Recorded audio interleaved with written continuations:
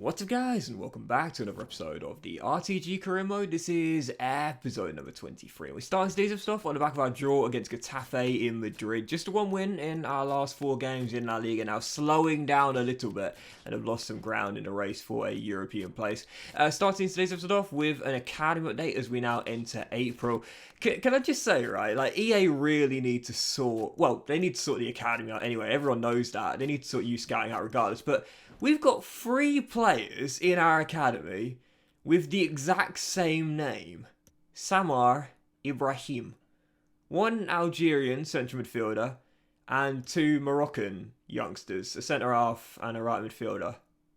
Now, okay, fair enough. Every now and then you see a player in world football that has the same name as someone else. Obviously, Aaron Ramsey. Everyone knows about the youngster, and of course the Welsh senior international as well. There's Ben Davies, talking to Welsh players, the centre half, once of Liverpool, of course, and the Spurs and ex-Swansea defender as well. So it's not like it's never happened in world football. But are you kidding me? Like 3. I picked up 3 in 2 years in our academy. Again, 2 Moroccans and an Algerian youngster as well. Like, I mean, how hard is it to have a little bit more diversity in terms of names? Can I just say that again? Because I don't think you'll realise how crazy that is. I've got 3 players in my academy, all in the same age bracket, with the exact same name. Come on, EA, let's have a little bit more diversity and creativity, shall we? But anyway, heading into today's episode, you see the academy there. We also converted Ahmed to a centre-half as well. Began changing his position in the last episode. Not sure I talked about it, but changed him to a centre-half now. He grew 2 ratings up to 71 overall. I must say, I really like this youngster. Now, he is only 5'10", and you know me, I say it quite often. Sometimes I can be accused of being a girl on Tinder because I like my guys 6'+ in the back line. But Ahmed at 5'10", his jumping at 76 isn't the worst, but I do want it to improve, and of course his strength being quite low at 66 as well. But defensively, he's really, really solid. And I think when you're playing a 5 at the back system, if you have an RCB and an LCB, sometimes they don't need to be the tallest. And I think sometimes height can be a little bit overrated. And I know my short kings out there are fist pumping right now, but it's true. I think sometimes height can be a little bit overrated. I, myself, I've been measured at 6'1", but I always say I'm 6 foot, to be honest. But, the point is, I don't think that, there's much of a difference between me and someone that's 5'10". One of my friends, for example, is 5'10", right? She's lovely, lovely girl.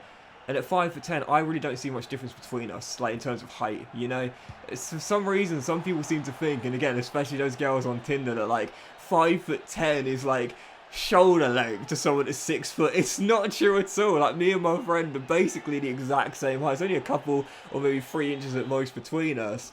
And yeah, it's a very, very small difference. Very small difference in terms of height. And it's not going to be a noteworthy one, which makes a major, major difference or causes a major problem. It's if a ball is floated into the box and you've got a 5'10" centre-half and a 6 foot centre-half, 9 times out of 10, it's not going to make much of a difference. So Ahmed at 5'10", he's fine for me. He's totally fine. I've converted him to CB now, and I must say, since coming into the first team, he's done really well. Really, really well. Taking his team like a fish to water, and it's one of the reasons why he defended a lot better this season. Anyway, first game of today's episode here, beginning April. 3 games before our Copa del Rey final against Atletico Madrid that I just can't wait for. But before we get there, eyes on the prize. Focus on getting back to good form here and keeping ourselves in the race for a top 6 place. Taking on Mallorca away from home, took the lead, and then Tony Flores got our second after setting up the first, and Niga volleying home. And there were 3 minutes to go, aimed to see out the clean sheet as Nunez goes for that golden glove. He claims the corner,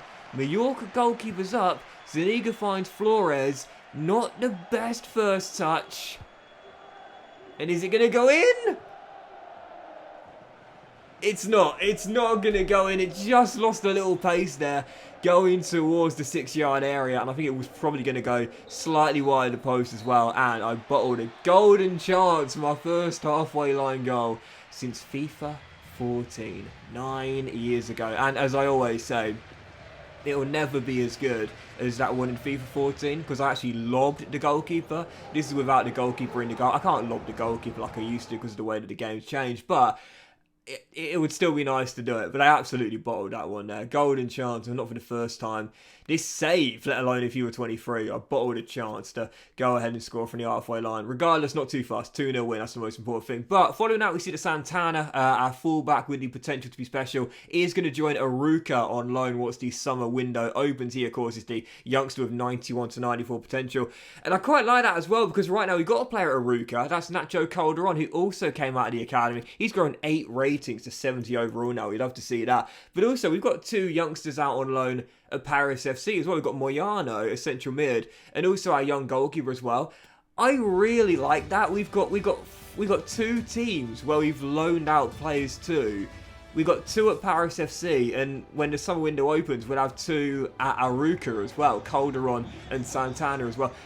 I would love to see feeder clubs in FIFA. Wouldn't that be great? Like, seriously, wouldn't that be great? Being able to establish a connection with teams that are either lower down the football pyramid from where you are, or in other nations, perhaps, you know, maybe like more obscure nations, if you will, you know, for scouting, for example, but primarily just to make it easier for you to loan your players out, because Santana, since he's come out of the academy, we weren't able to loan him out in January. The only deal we had was with the final hour on deadline day, so of course there wasn't enough time, and you know how annoying that is for me, but feeder clubs would really solve that problem, and that's something that EA, I hope EA look into that as well. Like, there are so many ways to make youth players, youth academy work, youth scouting so much better in FIFA CM that wouldn't take that much time. 1, more countries to scout. 2, more diversity in terms of name, because how often do you have a youth player with the same name in your academy? You've got 3 of them in the same age bracket. And of course as well, feeder clubs. I think feeder clubs would be fantastic. Easily loaning your players out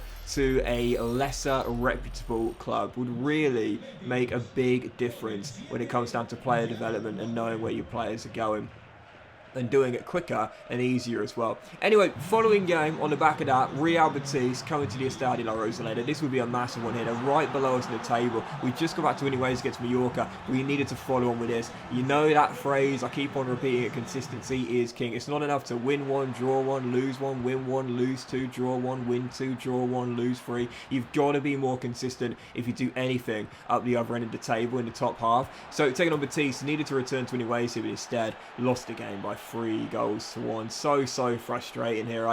I look good going forward, but defensively all over the place. And defensively this season I have been a lot better, and the main reason why is because of that formation change, going to the 5 at the back, also bringing in Nacho Fernandez as well. But in this game, just goes to show you can't get it right every single time. I was really weak defensively. Jared Bowen, the former West Ham and Hull man, got a goal for Real Betis as well. And sorry, it wasn't 3-1, it was 3-2 in the end, so I forgot about it. Sofiane El Karouani scored his first goal of the season.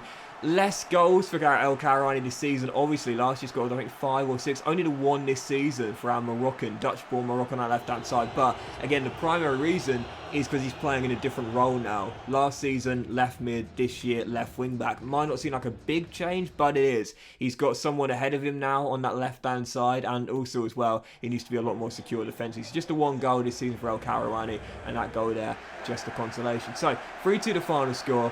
And again, this is the problem here. We just haven't been consistent enough since the turn of the calendar year. So for our following game, Wednesday night, away in Vigo against Celta Vigo, taking them on here. Again, had to respond here, had to return to winning ways. Betis cutting the gap to just 2 points in the table right now in the race for a European place. We ain't going to make top 4 now, that's gone, but 5th and 6th is still a slight possibility, especially 6th, but we've got to close out the season strong with just a few games to go and win, I would say, the majority, if not all of them. Heading into this game, simply put, could not afford a slip up. Early on into the game, perfect start. Adama Traore getting the nod up top in this game. You've seen me do it a lot this season. Traore normally for me starts CAM, but occasionally when Zaniga's not starting, I'll have him up top as my main out-and-out striker. And the reason why, he's my top scorer. 18th goal of the season, gives us the lead. And then Fran Villalba, I didn't mean to show respect here, meant to do the point to the sky, double tap, circle back. So Fran Villalba makes it 2-0 Malaga. We double that lead, and then 14 minutes after the restart, aiming to make it 3. This was so nice. What a cross by El Achab off the bench there. And there's Roberto off the bench himself. And number 9 to make it 3. So final score, Celta Vigo 0, Malaga 3, and Lord knows we needed that. It's been such an inconsistent run of form, but back to winning ways their away in Vigo, and it does mean that with 4 games to go in La Liga, Top 4, I think, is gone. Sorry, 5 games to go. Top 4, I'd say, is gone. We're 9 points behind Villarreal, and we're now 7 behind Sevilla too. I don't think we'll make the top 5 either, but we're only 2 points behind Espanyol. 4 clear of Real Betis right now in 7th place, but really 6th is all I'm focusing on. 2 points behind with 5 games to go. We'll need to win the vast majority, if not all, to make sure we get European football of some sort next season. But that will end today's episode of the RTG Career, guys. Big thank you for watching. Hope you have enjoyed. If you have, then please drop a like. Most love to you all. Have a fantastic day, and I'll see you for the next episode of the RTG Career Mode featuring, well, it will be the one game, the special Copa del Rey final against Atletico Madrid very soon.